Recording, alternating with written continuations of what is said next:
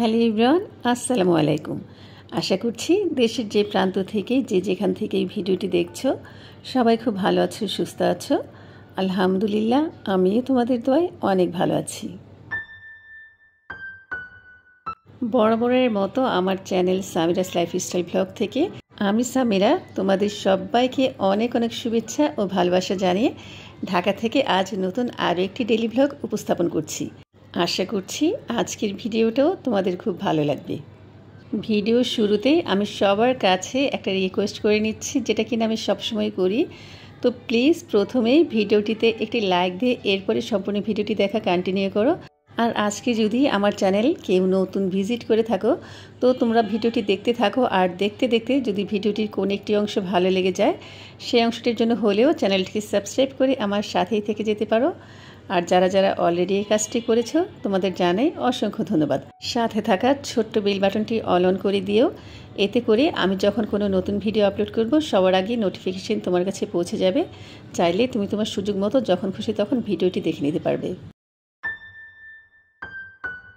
তো বন্ধুরা, তোমরা টাইটেল আর থাম্বনেল দেখে নিশ্চয়ই বুঝতে পারছো আজকের ভিডিওটা আমি কী নিয়ে করছি।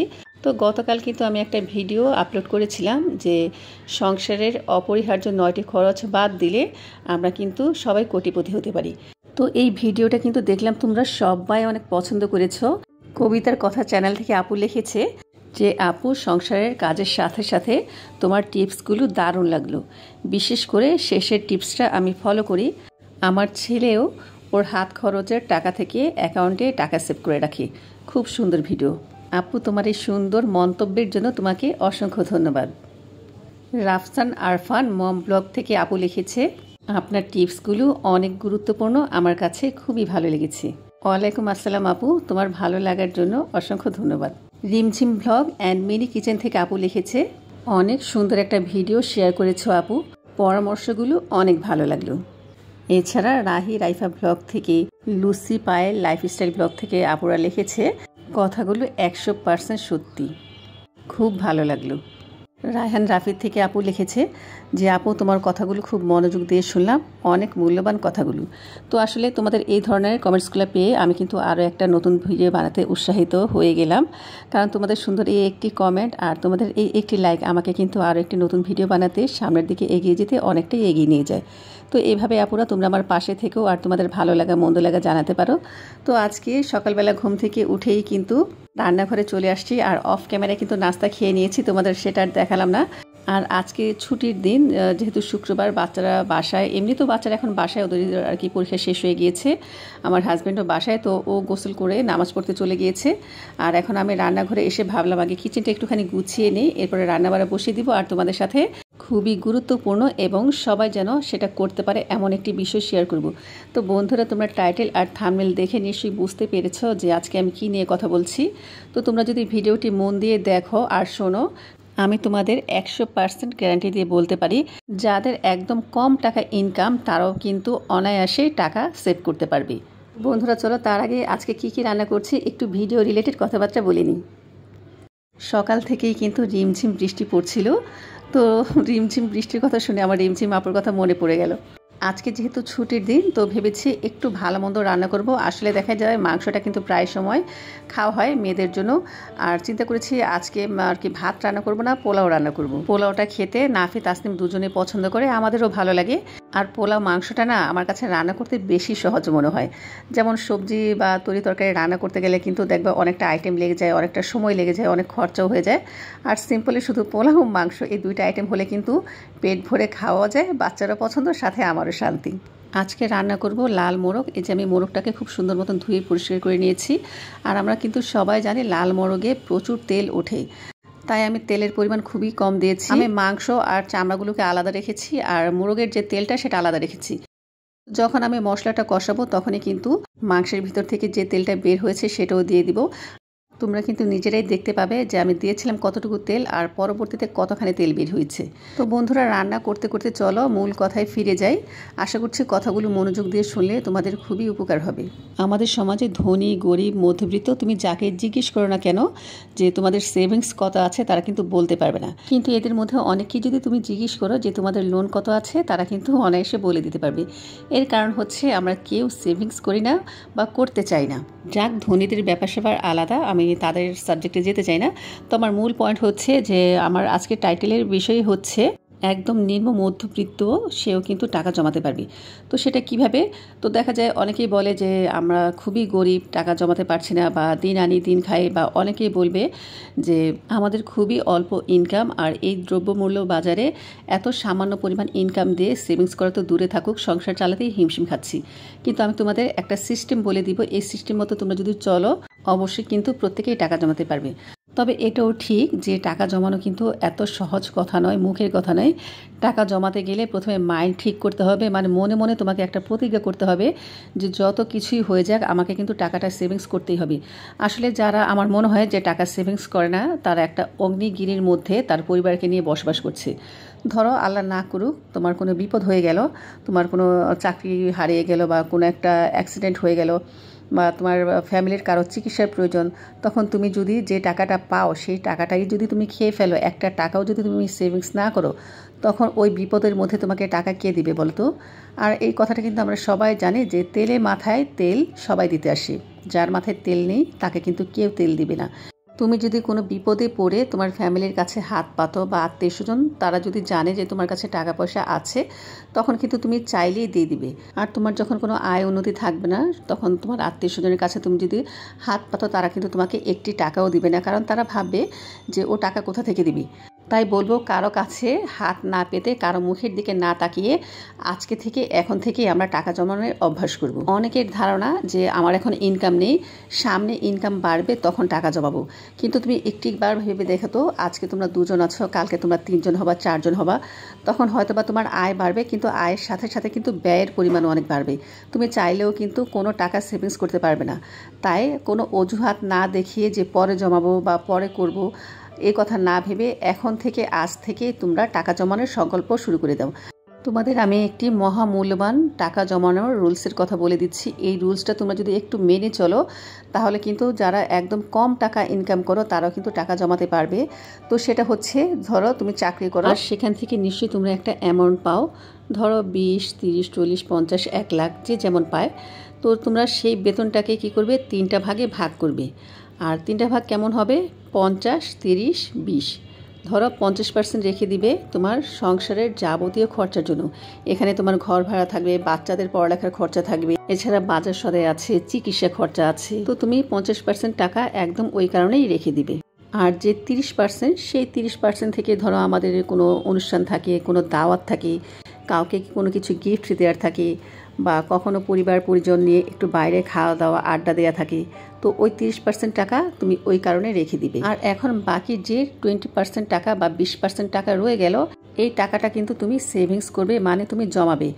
যত কিছুই হয়ে যাক, মনে মনে একদম স্থির করতে হবে যে কিছুতেই কিন্তু আমি এই 20% টাকার মধ্যে হাত দিব। এবার তোমার সংসারের যত আয় হোক না কেন বা যতই ব্যয় হোক না কেন, তুমি যদি এই হারে এইভাবে টাকার অ্যামাউন্টটাকে 3টা ভাগে ভাগ করে টাকা জমাতে থাকো, তাহলে দেখবা বছর শেষে নিজেরাই কোটিপতি, কেন বিলিয়ন বিলিয়ন টাকার কিন্তু মালিকও হয়ে যাচ্ছ। তবে যাদের ইনকাম বেশি তাদের তো ইনকামের পরিমাণ বেশি হবে, আর যাদের খুব কম ইনকাম তাদের একটু কম হবে। কিন্তু কথায় আছে, ছোট ছোট বালিকণা বিন্দু বিন্দু জল গড়ে তুলে মহাদেশ সাগর অতল। এই কথাটার মানেটা নিশ্চয়ই তোমরা বুঝতে পেরেছো। তোমরা হয়তো ভাববে যে সামান্য কয়টা টাকা পাই, এই কয়টা টাকা জমিয়ে কি হবে, কিন্তু তিল থেকেই কিন্তু তাল হয়। এই 1 টাকা থেকেই কিন্তু তোমার 1 লাখ হবে, 1 লাখ থেকে তোমার 2 লাখ হবে, আর ধাপে ধাপে কিন্তু তখন অনেক টাকা বাড়তে থাকবে। আর এই বাড়তি টাকাটাকে তখন তোমরা একটা কাজে লাগিয়ে আরও টাকা ইনকাম করতে পারবে। পরবর্তীতে দেখা যায় এই টাকাগুলো তোমরা কিভাবে বাড়াতে পারো, বা কিভাবে কি করলে টাকার পরিমাণটা আস্তে আস্তে বাড়বে। মানে টাকাটাকে কিন্তু ঘরে ফেলে রাখলে হবে না, টাকাটাকে তো বাড়াতে হবে। কারণ দেখা যায় যে জমানো টাকাটা আছে, সেটা যদি তুমি ঘরে রেখে দাও, ওটা তো আর বাচ্চা ফুটিয়ে তো আর বাড়বে না, তাই না? তো শুধু টাকা সেভিংস করলেই হবে না, সেই সেভিংসের টাকাটাকে একটু বড় অ্যামাউন্টে জমিয়ে অন্য কিছুর মধ্যে ট্রান্সফার করতে হবে, যেন সেখান থেকে তোমার একটা বাড়তি ইনকাম আসে। আর সংসারে শুধু টাকা জমাবো এই কথা বললেই হবে না, টাকা জমানোর একটা মন মানসিকতা থাকতে হবে, আমাদের লোভটাকে সংযম করতে হবে, আমাদের মনটাকে সংযম করতে হবে। আমরা অনেকেই কী করি যে হাতে 100 টাকা আছে, যাই এই জিনিসটা কিনে নিয়ে আসি, বা হাতে কিছু টাকা আছে, যাই একটু বাইরে খেয়ে আসি। এই যে এই জিনিসটা, এটাকেই কিন্তু পরিহার করতে হবে। এটা মানা কিন্তু খুবই কষ্ট, কিন্তু আমরা মনটাকে যদি একটু শক্ত করি, যখন যেটা মন চাইছে সেটা যদি না করি, আস্তে আস্তে দেখবা 1 থেকে 2 মাস, 2 থেকে 3 মাস পরে এটা আমাদের অভ্যেসে পরিণত হয়ে গেছে।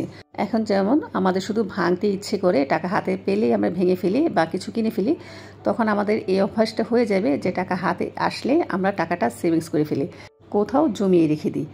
দেখো বন্ধুরা, কথায় কথায় কিন্তু আমার পোলাও রান্নাটা হয়ে গেছে। আর আমি কিন্তু যেহেতু আজকে লাল মোরগটা রান্না করছি, বেশি করেই কিন্তু কষাতে হয়। এই মোরগটা রান্না করতে কিন্তু অনেকটা টাইম লাগে, প্রচুর শক্ত, তো তাই একটু ভালো মতন কষিয়ে কষিয়ে রান্না করছি। আর আমি তোমাদের বলেছিলাম না যে কি পরিমাণ তেল ওঠে মাংস থেকে, নিজেরাই দেখো আমি কতটুকুন তেল দিয়েছি আর কতটা তেল উঠেছে। আমি প্রায় এই মোরগটাকে গরুর মাংসের মতোই রান্না করছি, অনেকক্ষণ সময় ধরে কষিয়ে কষিয়ে। আর এর জন্যই কিন্তু একটু পরপর নাড়াচাড়া দিয়ে নিচ্ছি যেন মশলাটা তলানিতে লেগে না যায়। তরকারির মধ্যে দিয়ে দিলাম গরম পানি। গরম পানি দিলে কিন্তু সেই তরকারিটা খেতে ভালো লাগে আর খুব তাড়াতাড়ি কিন্তু রান্নাও হয়ে যায়। যেহেতু আমি অনেকক্ষণ সময় নিয়ে কষিয়েছি, তাই বেশি একটা পানি দিলাম না, কারণ 80% কিন্তু সিদ্ধ হয়ে গেছে, আর বাকি 20% এই পানিতেই কিন্তু সিদ্ধ হয়ে যাবে। তো এদিক দিয়ে কিন্তু পোলাওটা কিন্তু হয়ে আসছে। আর পোলাওটা যে কী পরিমাণ ঝরঝরে হয়েছে তোমরা নিশ্চয়ই খেয়াল করেছো। আমি কিন্তু 3 কাপ চাল নিয়েছি, আর যেহেতু চালটা পুরান ছিল তাই কিন্তু পানির পরিমাণটাও 6 কাপ লেগেছে। যে কাপ দিয়ে আমি চালটা মেপেছি সেই কাপ দিয়েই পানির পরিমাপটা নিয়ে নিয়েছি। অনেক আপুরাই কিন্তু আছে যে পোলাও বা বিরিয়ানি রান্না করতে জানে না, তো তোমরা যদি পানির এই মাপটা শিখে নাও তাহলে কিন্তু শুধু পোলাও বিরিয়ানি কেন সব কিছুই রান্না করতে পারবে। আর এই রেশিওতে শুধু 1 কেজি চালের পোলাও না, তোমরা চাইলে কিন্তু 20 কেজি চালের পোলাও রান্না করতে পারবে। শুধু মনে রাখতে হবে, যদি পুরাতন চাল হয় তাহলে 1 কাপ চাউলের জন্য 2 কাপ পানি, আর যদি নতুন চাল হয় তাহলে 1 কাপ চালের জন্য 1.5 কাপ পানি। তো এই কথাটা মাথায় রেখে তোমরা যদি পোলাও বিরিয়ানি খিচুড়ি রান্না করো একদম ঝরঝরে হবে। আমার চালটা অনেক দিন আগের পুরনো ছিল, বেশ কয়েকদিন আগে ঘরে ছিল, এই কারণে কিন্তু আমি আর কি 1 কাপ চালের জন্য 2 কাপ পানি নিয়েছি। আর যারা তোমরা অনেকেই বলতে পারো যে নতুন চাল বুঝবো কী করে, তো দোকান থেকে যখন তোমরা চালটা কিনে আনবে তখনই বুঝতে পারবে, দোকানিকে জিজ্ঞেস করলেই হবে এটা নতুন চাল কিনা বা পুরাতন চাল কিনা, তো ওরা কিন্তু বলে দিবে, সেইভাবেই কিন্তু রান্না করবে। আর টেস্টের জন্য আমি এখানে দিয়েছি 2 থেকে 3 ফোঁটা কেওড়া জল, আর দিয়েছি 2 থেকে 3 ফোঁটা গোলাপ জল, আর টেস্টের জন্য দিয়ে দিলাম প্রায় 2 টেবিল চামচের মতো ঘি। তো আমি কিন্তু চুলার জালটা আগে অফ করে নিয়েছি, এরপরে কিন্তু এই আর কি এসেন্সগুলো অ্যাড করলাম। তো তোমরা কিন্তু অনেকেই শুধু চাইলে ঘি দিয়েও রান্না করতে পারো, কিন্তু ঘি অতটা স্বাস্থ্যসম্মত না। তবে পোলাও বিরিয়ানিতে আবার একটু ঘি না দিলে ভালো লাগে না। তো ঘিয়ের ইউটিলাইজটা যেন একদম প্রপারলি ভাবে হয়, এই কারণে কিন্তু আমি একদম লাস্টে অ্যাড করলাম। মনে হচ্ছে যেন পুরোটা আর কি পোলাও আমি ঘি দিয়েই রান্না করেছি। এদিক দিয়ে কিন্তু আমার মাংসটা হয়ে গেছে, কি পরিমাণ তেল উঠেছে দেখো। আমি তো একটুখানি তেল দিয়েছিলাম, তো এই কারণে কিন্তু লাল মুরগিতে আমি আর কি তেলের পরিমাণটা কম দিয়েছি। যাই হোক, হয়ে গেছে। নামানোর আগে আমি 2-3টা কাঁচামরিচ একটুখানি ভেঙে দিয়ে দিলাম, এতে করে তরকারি থেকে খুব সুন্দর একটা স্ট্রং ফ্লেভার বের হবে, কাঁচামরিচের খেতে খুব ভালো লাগে। তো আমার কিন্তু রান্নাবাড়া কমপ্লিট, ঘড়ির কাঁটা প্রায় 2টা বেজে 30 মিনিট। আমার হাজব্যান্ডও কিন্তু চলে আসছে বাসায়, সবাই খাওয়া দাওয়ার জন্য ব্যস্ত হয়ে গিয়েছে। আমার সারা ঘর পোলাওয়ের ঘেরানে একদম মোমো করছে। তো যাই হোক, কথার ফাঁকে ফাঁকে আমার রান্নাগুলো কাজকর্মগুলো দেখিয়ে দিলাম। যেটা বলছিলাম, তো এটা তো গেল চাকরিজীবীদের কথা, আর যারা ব্যবসা করে তাদেরও কিন্তু ঠিক সেম প্রসেসেই এভাবে এগিয়ে যেতে হবে। মানে এই যে ইনকামের এই রুলসটাকে কাজে লাগাতে হবে। বিজনেস থেকে যত টাকাই আসুক না কেন, এবার বেশি হোক কম হোক, তো এইভাবে কিন্তু আমরা 3 ভাগ করে এরপরে যদি আমরা 20% টাকা রেখে দিই, তাহলে দেখবা আস্তে আস্তে কিন্তু বিশাল একটা অ্যামাউন্ট তৈরি হয়ে যাবে। আর এই অ্যামাউন্টটাকে আমরা যদি প্রপারলিভাবে বিনিয়োগ করতে পারি, সেখান থেকে কিন্তু মোটা একটা ইনকাম আসবে। আর আমরা কিন্তু চাইলে শুধু এই টাকা থেকে লাখপতি না, কোটিপতি থেকে মিলিয়ন বিলিয়ন টাকারও মালিক হতে পারি।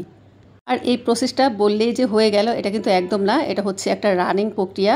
এই প্রসেসটাকে তুমি যত কাজে লাগাবে ততই তাড়াতাড়ি কিন্তু তুমি উপরে উঠতে পারবে। শুধু আমরা টাকা জমাবো এই চিন্তাধারা মাথায় রাখলেই হবে না, সাথে সাথে টাকাটাকে কিভাবে বাড়িয়ে কিভাবে ইনকামটাকে বাড়ানো যাবে বা কিভাবে আমরা বড়লোক হতে পারবো সেই চিন্তাটাও কিন্তু মাথায় রাখতে হবে। অনেকেই দেখবা কি করে, প্রতিদিন বাজার আনতেছে, প্রতিদিন মানে কেনাকাটা করতেছে, তারা কোনো হিসেব রাখে না। এইভাবে চলতে থাকলে কিন্তু কখনোই আর কি টাকা জমানো সম্ভব হবে না। তোমাকে একটা স্টক প্ল্যান করতে হবে।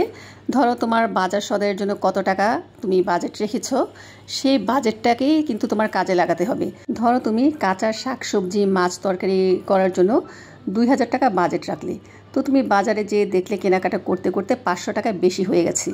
তখন কি চিন্তা করলে যে সমস্যা নেই, 500 টাকাই তো বেশি হয়েছে, তো এই 500 টাকা ভরে আমি এটা কিনে নিই, এরপরে অন্য একটা খাত থেকে আমি টাকাটা কমিয়ে নিব।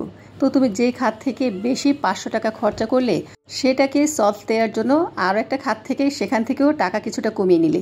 এইভাবে কমাতে কমাতে দেখা গেল মাস শেষে তোমার পকেট পুরো ফাঁকা, একটি টাকাও কিন্তু তোমার হাতে নেই, বরঞ্চ আরও কিছু ঘাটতি রয়ে গেছে, মানে তুমি আরও কিছু লোন নিয়ে ফেলেছো। তো এভাবে কিন্তু দেখা যায় সারা মাস চলছে, বছর চলছে, দিন শেষে তোমার কাছে কিছুই নেই। তো এই কাজটা কিন্তু কখনোই করা যাবে না। মনকে স্থির রাখতে হবে, মনকে একদম শক্ত করে বেঁধে ফেলতে হবে যে আমার এই টাকার মধ্যেই আমার বাজার সদাইগুলো শেষ করতে হবে, যত কিছুই লাগুক না কেন আমি 2000 টাকার মধ্যে বাজেটটা করব। বরঞ্চ পারলে 2000 থেকে কিছুটা টাকা আমি বাঁচিয়ে রাখবো, সেখান থেকে যদি আমি 50 টাকা 100 টাকাও বাঁচাতে পারি, এটাই হচ্ছে আমার সেভিংস। তো তোমরা চিন্তা করতে পারো 50 টাকা 100 টাকায় কী হবে। দেখা যায় আমরা মাসে 200 টাকা রাখতে পেরেছি এভাবে সেভিংস করে, তাহলে বছর শেষে আমাদের প্রায় 2400 টাকার মতো হয়। আর এই 2400 টাকা আমাকে কে দিবে বলো তো? তো এভাবে কিন্তু আমার এত কথা বলার মানেই হচ্ছে যে একটু একটু করে হলেও আমাদের টাকা সঞ্চয় করতে হবে। আর এই রুলসটাকে মাথায় রেখে যদি আমরা সঞ্চয়টা করি তাহলে তো অনেক দূর আরও আমরা এগিয়ে যেতে পারবো। আর টাকার সঞ্চয় আমরা কেন করি বলো তো? বিপদে আপদের জন্য। তো বিপদে আপদের সময় কিন্তু আমাদের কারো কাছে কোনো হাত পাততে হবে না, আমরা কিন্তু নিজের টাকা দিয়েই নিজেরাই চলতে পারবো। আর টাকা জমানোর অভ্যাসটা শুধুমাত্র মহিলাদের হলেই হবে না, আমি বলবো ছেলেদের কিন্তু বেশি এই মন মানসিকতা রাখতে হবে। তবে ম্যাক্সিমাম ছেলেই কিন্তু সেভিংসটা করে, মহিলারা কম করে। আবার অনেক ক্ষেত্রে দেখা যায় ছেলেরা একেবারেই উদাসীন, মহিলারা সেভিংস করছে। তো এই মন মানসিকতা থাকলে কিন্তু চলবে না। দিন শেষে দেখা যায় যখন তুমি খারাপ অবস্থায় পড়ে যাবে তখন কিন্তু তোমাদের দুজনকেই সাফার করতে হবে, সাথে যদি বাচ্চা কাচ্চা থাকে, ফ্যামিলি, বাবা মা, আপনজন থাকে, তাদেরও কিন্তু সাফার করতে হবে। তো আর কি ফ্যামিলির কথা চিন্তা করে আজ থেকে এখন থেকেই কিন্তু আমাদের টাকা সেভিংস করার চিন্তা ভাবনা করতে হবে এবং সেভিংস করতে হবে। তোমরা এখন বলতে পারো যে আপু তুমি যে এত কথা বললা, তুমি কি সেভিংস করো? আসলে সত্যি কথা, আগে আমি সেভিংস করতাম না, শুধু আমার হাজব্যান্ডেই টাকাগুলো জমাতো। কারণ কিছুক্ষণ আগেই আমি বললাম না যে কিছু কিছু ফ্যামিলিতে দেখা যায় পুরুষরা সেভিংস করে, মহিলারা করে না। তো আমি কিন্তু সেই দলেই ছিলাম, কিন্তু আমি আর কি রিয়েলাইজ করলাম যে আসলে আমার সেভিংস করা উচিত। আর আলহামদুলিল্লাহ আমি কিন্তু এখন সেভিংস করা শুরু করেছি। আর এই কারণেই তোমাদের সাথে এই এতগুলো কথা বললাম। আমাদের যখন বিয়ে হয় তখন কিন্তু আমাদের কিছুই ছিল না, একদম শূন্য পকেটেই আমি আমার হাজব্যান্ডের হাত ধরেছিলাম। আলহামদুলিল্লাহ এখন আমাদের বাড়ি, ফ্ল্যাট সব কিছুই হয়েছে, গাড়িও হয়েছিল, কিন্তু গাড়িটা আমরা বেচে দিয়েছি। আর এই যে গাড়ি, বাড়ি, ফ্ল্যাট এমনিতেই কিন্তু হয়ে যায়নি, আমার হাজব্যান্ডের আমার অনেক ত্যাগ তিতিক্ষার পরেই কিন্তু আমরা করতে পেরেছিলাম। আমার হাজব্যান্ড অনেক কষ্ট করেছে, আমিও ঘরে অনেক ত্যাগ স্বীকার করেছি। তখন মন চাইলেও একটা কিছু কিনে ফেলতাম না, বা কোনো কিছু খেতে গেলেও 100 বার ভাবতাম যে এই জিনিসটা যদি এখন আমি খেয়ে ফেলি বা কিছু কিনে ফেলি তাহলে আমি সামনের মাসটা কীভাবে চলবো। তো এইভাবেই কিন্তু প্রতিটি সংসারেই ত্যাগ তিতিক্ষার পরে সবাই কিন্তু উপরে উঠতে পেরেছে। যাদের আর কি বাবার জোর আছে বা যারা কালো টাকা ইনকাম করে তাদের কথা আলাদা, কিন্তু আমাদের মতো মধ্যবিত্ত ফ্যামিলিতে আসলে কষ্ট ছাড়া কেউ উপরে উঠতে পারবে না। আর শুধু কষ্ট না, সাথে একটু বুদ্ধিও খাটাতে হবে। টাকা সেভিংসের সাথে সাথে টাকাটা কিভাবে বাড়ানো যায় সেই পদ্ধতিটাও অবলম্বন করতে হবে। বন্ধুরা, আজকের ভিডিওটি কেমন লাগলো অবশ্যই কিন্তু কমেন্টস করে জানিও। ভালো লাগলে চ্যানেলটিকে সাবস্ক্রাইব করে সাথেই থেকে যেতে পারো। আসসালামু আলাইকুম।